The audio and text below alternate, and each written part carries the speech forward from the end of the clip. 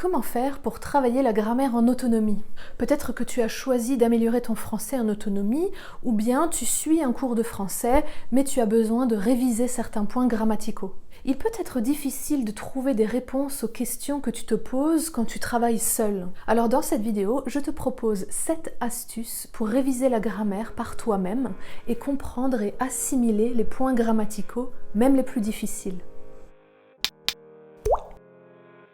Bonjour et bienvenue sur la chaîne Maîtrise le français. Je m'appelle Aline et je suis professeure de français langue étrangère. Sur cette chaîne, je t'aide à améliorer ton français en autonomie pour que tu puisses parler en français avec assurance. Alors n'oublie pas de t'abonner et d'activer la petite cloche pour être notifié des prochaines vidéos. Voyons maintenant les 7 astuces pour travailler la grammaire efficacement. Il m'arrive souvent d'aborder un point grammatical en cours avec mes étudiants, puis soudain, je vois leur visage devenir neutre, comme s'ils n'entendaient plus ce que j'étais en train de dire. Je me suis rendu compte que souvent, c'est parce que j'ai utilisé un mot comme pronom, adverbe ou COD, et qu'ils ne se souviennent pas de ce que ça veut dire. Ils n'osent pas me demander de leur expliquer ce mot, par honte peut-être parce qu'ils pensent qu'ils devraient le savoir. Le métalangage est un jargon, un vocabulaire spécifique pour un domaine particulier. C'est un vocabulaire qu'il est difficile de retenir, qui n'est pas nécessaire de retenir si on ne l'utilise pas de manière fréquente. Notre cerveau est un économe. Il ne garde disponibles que les informations dont nous avons besoin régulièrement. Si tu n'as pas l'habitude d'utiliser des mots comme complément, forme passive ou adjectif, c'est normal que tu ne t'en souviennes pas. Alors pendant ton apprentissage, rafraîchis-toi la mémoire et n'aie pas peur de ces mots. Je t'invite à regarder les vidéos dans la playlist Métalangage, où chaque vidéo explique un mot du métalangage. Le lien est dans la description. La conceptualisation, c'est un processus mental qui permet d'organiser les idées en concepts. En grammaire, ça veut dire que tu vas observer des phrases, tu vas te poser des questions et faire des hypothèses sur la règle de grammaire. Ensuite, tu vas vérifier tes hypothèses et finalement, tu vas concevoir une explication sur cette règle de grammaire qui a du sens pour toi. Par exemple, observe ces 5 phrases. J'ai peur qu'elle s'en aille. Je pense qu'on terminera à temps. Je ne pense pas que ce soit correct. J'ai annoncé hier que j'arrêtais ma carrière sportive. Je voudrais que tu fasses plus attention. Maintenant, essaye de répondre aux questions. Quelles sont les phrases avec un verbe au subjonctif ? Quelles sont les phrases avec un verbe à l'indicatif? Qu'est-ce qu'on exprime dans ces phrases? Volonté, sentiment, opinion, doute, déclaration? Dans quel cas on utilise le subjonctif? Dans quel cas l'indicatif? Je t'invite à revenir en arrière, mettre la vidéo en pause et vraiment essayer de répondre aux questions. Pour les réponses, tu les trouveras sur les réseaux sociaux. Les liens sont dans la description. Alors comment faire pour se poser les bonnes questions pour pratiquer la conceptualisation? On dirait qu'il faut déjà connaître la règle pour pouvoir poser les bonnes questions.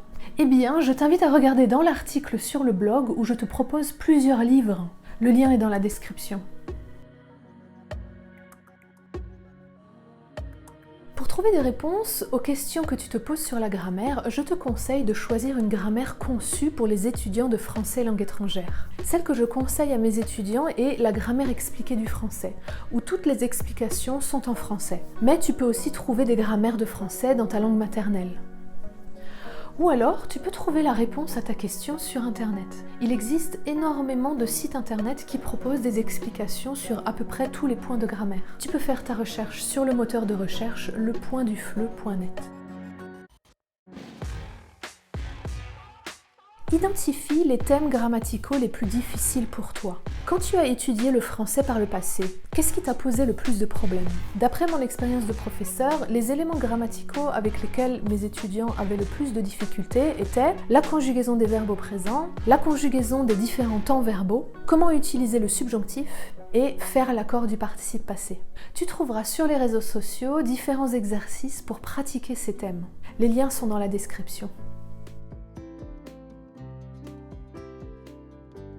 Pour rendre l'apprentissage de la grammaire encore plus efficace, je te conseille de l'apprendre dans le contexte de l'un de tes objectifs. Imaginons que tu aies pour objectif d'améliorer ta capacité à converser avec tes collègues francophones. Tu veux pouvoir partager des souvenirs et des anecdotes. Pour cela, tu vas avoir besoin d'utiliser les 3 temps du passé: passé composé, imparfait et plus que parfait. Commence par te demander ce dont tu te souviens sur ces 3 temps verbaux. Comment on les structure?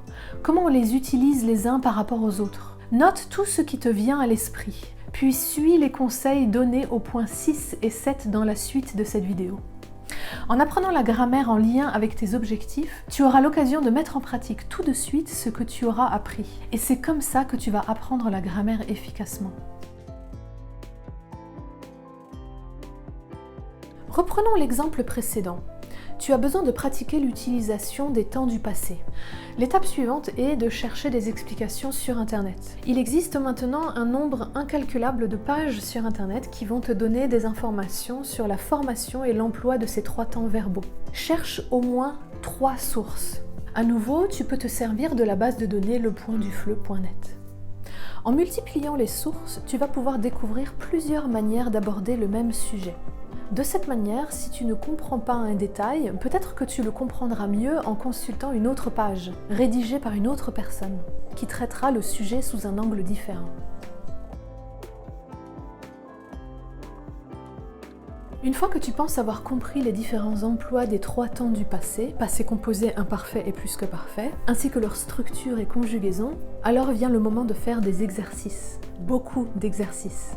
En pédagogie, ce stade s'appelle la systématisation. Il s'agit de systématiser, de rendre automatique l'utilisation de ces temps verbaux.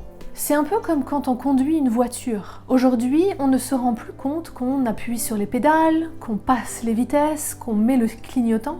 C'est devenu automatique. C'est ça qu'on veut obtenir aussi avec la langue. On veut qu'elle devienne spontanée. Tu trouveras de nombreux exercices autocorrectifs sur le site lepointdufleu.net. Voilà, tu sais maintenant comment faire pour travailler la grammaire par toi-même. Les 2 principes les plus importants à retenir sont se poser des questions, faire des hypothèses et aller chercher les informations en sélectionnant plusieurs sources. N'oublie pas que pour apprendre efficacement, il faut être actif, il faut agir.